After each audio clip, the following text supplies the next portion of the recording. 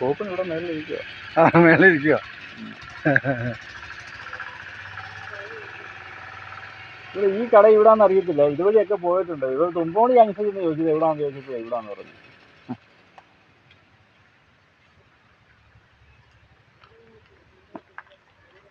ബോച്ചൻ നേരിട്ട് വന്നില്ലേ? ഇല്ല, ഇവിടെ വന്നായിരുന്നല്ലോ.